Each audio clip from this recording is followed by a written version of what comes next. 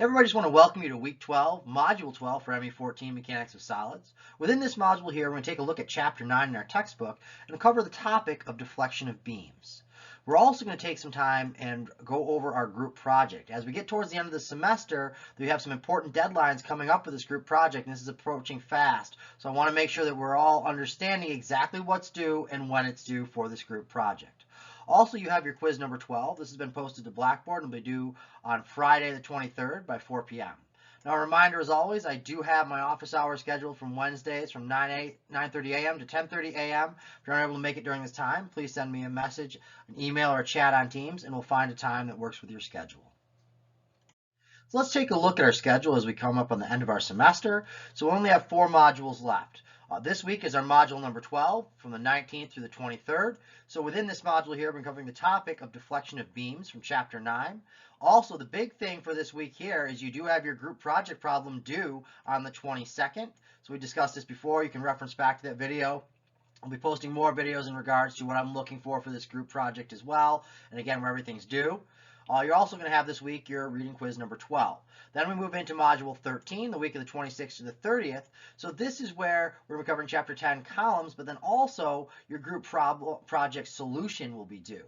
So this is where you're solving one of the other group's problems and turning it back into them, and they're going to be grading that as part of your grade for the final grade for your full group project. So also this week we have our reading quiz number 13. Then we move on to module 14. We have our energy methods, taking a look here at strain energy, elastic strain energy, and looking at some impact loading. So within this here, now we're going to have our homework number 5, going to be assigned on the 26th and due on the 3rd. You also have your reading quiz 14. And our final week, module 15, we'll be taking a look at chapter 11, our energy methods. And this is when you're going to be turning in your video. So your group project presentation. So the same way I do my video lectures in class, you guys will be turning in a video going through your solution to your group's problem. So these are the big things coming up. You have each week a pretty big assignment due. You have your group project problem. So you turn that in on Blackboard as an assignment on the 22nd. That's going to be your project and your solution to the problem as well.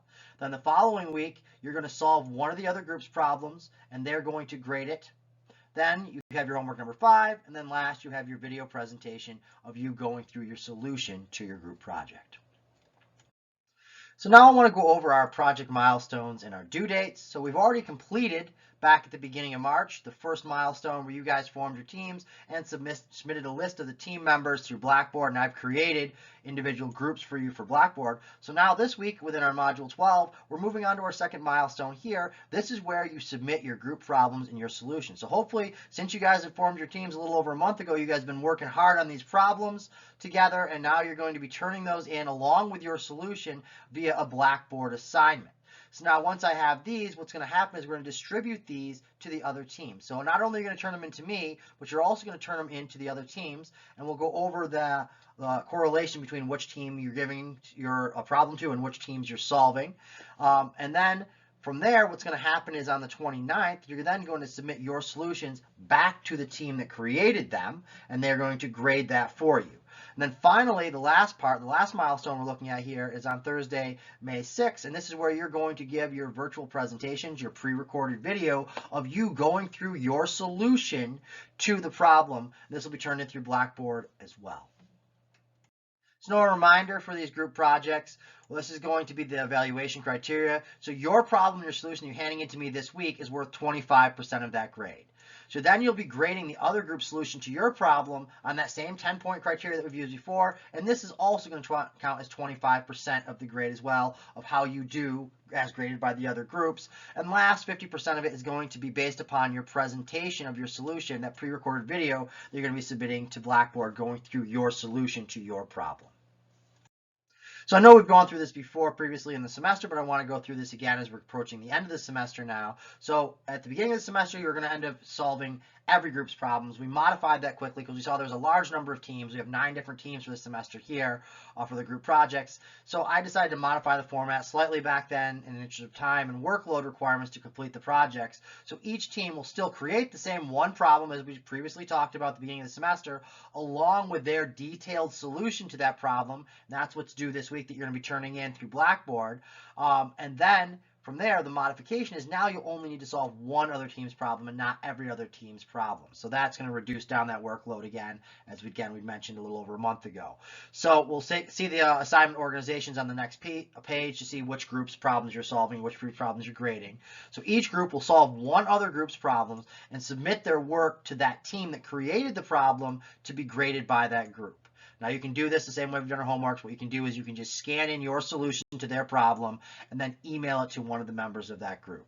So the teams will submit the graded copy of each team's solution to that problem to me, and then I'll update the grades on Blackboard. So just a reminder, these are the 9 different teams that we can see here. We have Team UVM, Team Yellow, the Fantastic Four, Mechanics Madness, Torsion Loads, Team Squidward, Alpha, Everything, and the Leftovers. So these are the 9 teams. So again, we're going to be just giving one other group your problem to solve. So I'm going to go through that next and how that organization goes. So here is the assignment organization. So Team UVM gives their problem to Team Yellow. Team Yellow then solves this and turns it back into Team UVM for a grade. And then Team Yellow gives their problem to Fantastic Four. Fantastic Four solves this and turns it in for Team Yellow to grade. Fantastic Four gives their problem to the Mechanics Madness, and Mechanics Madness solves this and turns it back into Fantastic Four to grade. Now Mechanics Madness gives their problem that they created to the Torsion Loads. Torsion Loads solves this and turns it back in to the Mechanics Madness to grade. The Torsion Loads give their problem to Team Squidward. Team Squidward solves this and turns it back into Torsion Load to grade. Then we'll have that Team Squidward gives the problem they created to Alpha. Team Alpha solves this and turns it back into Team Squidward to grade. Alpha gives their problem to Everything. Everything solves this and turns it back into Alpha to grade. And Everything gives the problem they created to the Leftovers. Leftovers solves this and turns it back into Everything to grade. And finally, the Leftovers gives their problem to Team UVM, back up there again, and Team UVM solves this and turns it into the Leftovers to grade. So this is the assignment organization of who you're going to be whose problem you're going to be solving, who you're turning it into. So now as we jump into our Module 12, we're looking at Chapter 9 in our textbook with the topic of the deflection of beams. So within this module, we're going to discuss another aspect in the design of beams, in particular looking at the determination of the deflection. So the maximum deflection of a beam under a given load is of particular interest, since the design specification of the beams will generally include a maximum allowable value for its deflection. Now, a knowledge of the deflections is also required to analyze the indeterminate beams, in which the number of reactions at the support is going to exceed the number of equilibrium equations available to determine the reactions, therefore making it indeterminate. So now let's take a look at the objectives within this Module 12. So upon completion of this module, you should be able to do the following. First thing you should be able to do is develop the governing differential equation for elastic curve. Now this is the basis for several techniques that we're going to consider in this chapter for determining our beam deflections. You should also be able to use direct integration to obtain slope and deflection equations for beams of simple constraints and loadings. We're also going to use singularity functions to determine slope and deflection equations for beams of more complex constraints and loadings. Then we're going to use the superposition method in order to determine the slope and deflection in beams by combining the tabulated formula.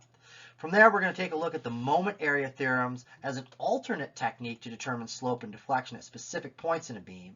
And last, we're going to apply the direct integration, singularity function, superposition, and the moment area theorems in order to analyze the statically indeterminate beams. So again, as this relates back to our textbooks, this is Chapter 9, Sections 1 through 6. So we're going to break this module down into 2 different sections, Module 12.1 and 12.2, both covering the topics of deflection of beams. For Module 12.1, we're going to take a look at deformation, statically indeterminate beams, and the singularity functions. So for deformation, we're going to look at this under transverse loading, look at our equation of the elastic curve, and the determination of the elastic curve from load distribution. Then we'll get into some of the statically indeterminate beams, and from there we'll go to our singularity functions and the use to determine the slope and deflection. So within this module, we'll go over the theory for the above topics, talk about our governing equations, look at some practical applications, and then go through some problem solving together. For our second section here, Module 12.2, continue on with our topic of deflection of beams from Chapter 9, but now looking at superposition, theorems, and applications. So objectives within Module 12.2, the method of superposition, we're going to look at the statically determinate beams and statically indeterminate beams. Then we'll move on to our moment area theorems, looking at general principles, cantilever beams and beams with symmetric loadings, and then look at our beam bending moment diagrams by parts. From there, we'll then move on to our moment area theorem applied to beams with unsymmetric loadings. We'll look at our general principles, go over the maximum deflection, and take a look at the statically indeterminate beams. So again, within this module here, go over the theory related to these topics above here, talk about our governing equations, go through some practical applications, and then do some problem solving together.